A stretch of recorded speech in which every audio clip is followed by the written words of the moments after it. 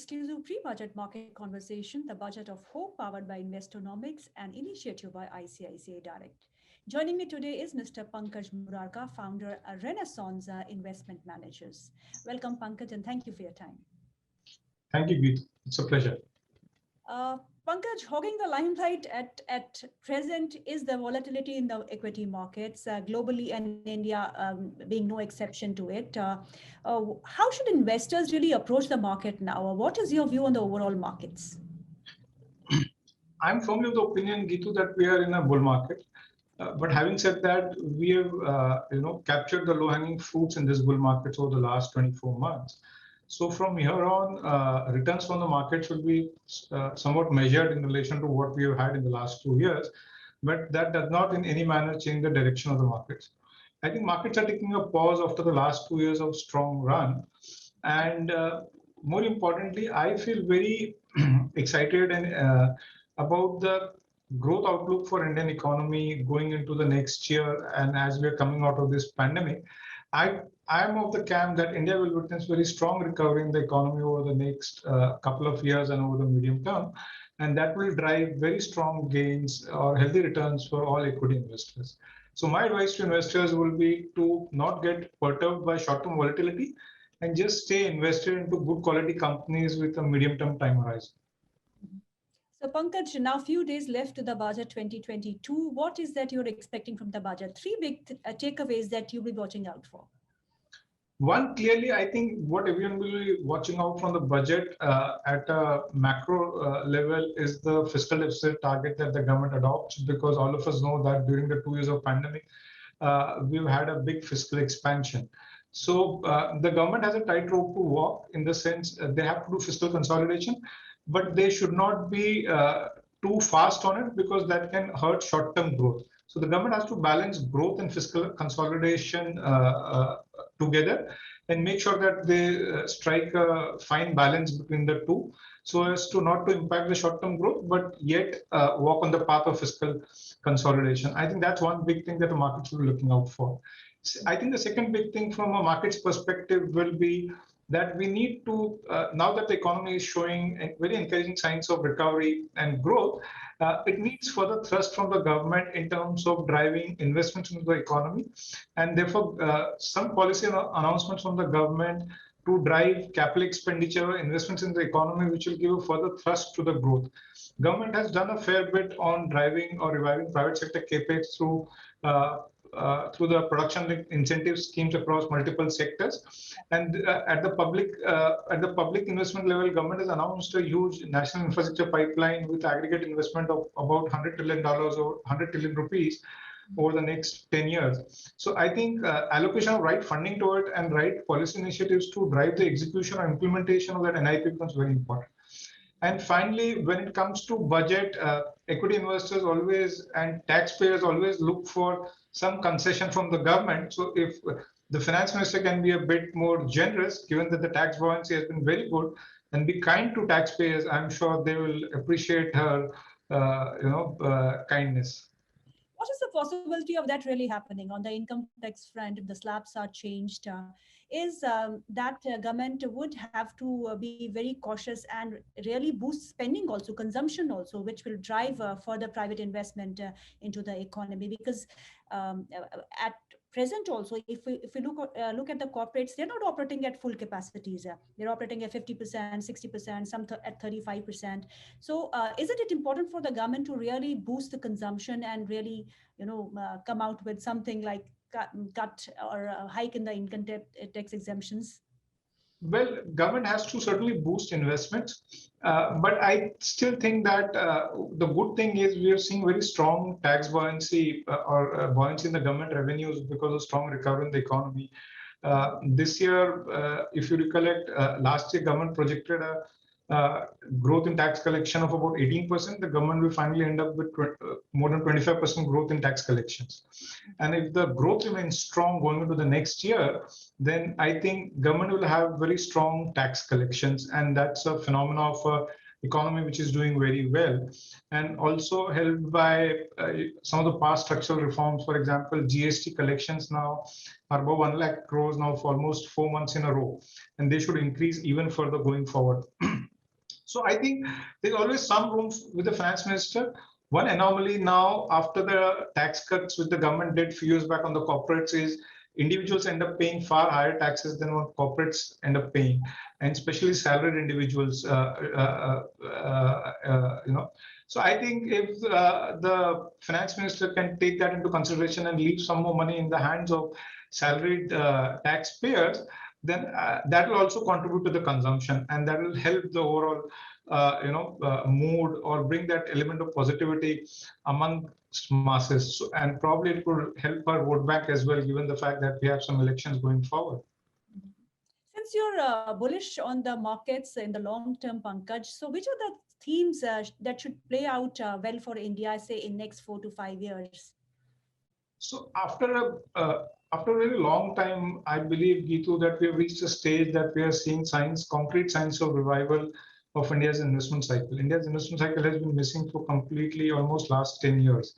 But now that investment cycle is falling in place, helped by both government investment through the national infrastructure pipeline, as well as private sector capex, because of the strong demand that we've witnessed in the last few years, we've seen private sector capacity utilization improve meaningfully. And we've seen companies in some of the core sectors of India, including steel, aluminum, announcing some very significant investment plans already. That makes us feel very positive or constructive on the outlook for engineering and capital goods sector from the next 5 to 10 years perspective, because this is a sector which has underperformed big time over the last 10 years. Secondly, given our bullishness and constructive view on the outlook for the domestic economy, we continue to remain positive on financials as a sector, and especially large banks, because we think banks are at the center of the whole ecosystem of the economy. And if the economy does well, we should witness strong loan growth coming for these banks, and that will give them pricing power. And Indian banks today are as they exit in the COVID crisis, are in great shape with very strong balance sheets. So financial sector as a whole looks very exciting to me. And finally, I find a lot of value in the pharma sector as well. It's a sector which has underperformed over the last 18 months, but I think we are at the trough of that underperformance, and from here on, I think the sector will do well. So that's another sector that we feel very excited about. Pankaj, do you think that this kind of volatility that we are seeing in the market should continue for some more time? Because now the Fed is expected to move on interest rate in March 2022, and then we have tapering that starts from summer 2022. So can we expect the markets to stay volatile, say for next 2 to 3 months more? Well, that could possibly happen because, as you rightly said, as the Fed starts, raising rates and normalizing balance sheet, there will be headwinds to growth for emerging markets across the board. But the good thing is that India really stands out amongst all the emerging markets with very strong macroeconomic fundamentals. And the good thing is now this time around, India, when the Fed is raising rates, India is sitting on a very strong forex reserve of about $600 billion, which will ensure that India's currency remains relatively stable.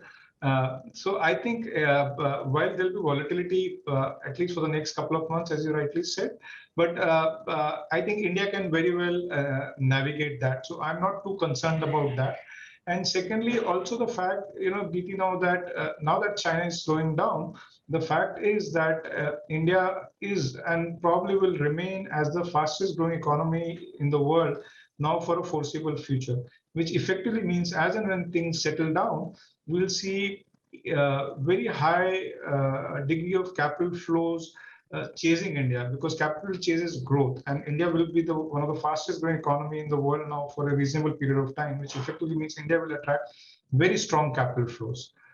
So I'm not too concerned about macroeconomic volatility globally, though it might have some short-term impact. And just in case in the process of the market corrects, then my only advice to investors would be look upon that as an opportunity to invest into Indian equities from a medium-term perspective, because instead of capitulating to volatility, we can all be a little bit more smarter and use volatility to our advantage by buying when markets are beaten down because of this short-term volatility. Because the long-term prospects for Indian economy look really robust. How concerned are you about the rising inflation? I think we need to dissect this whole inflation that we are seeing in India and globally into demand side impact, and also because of supply side impact, because the supply side has been, and the supply chain has been completely impacted because of dislocations caused due to the COVID.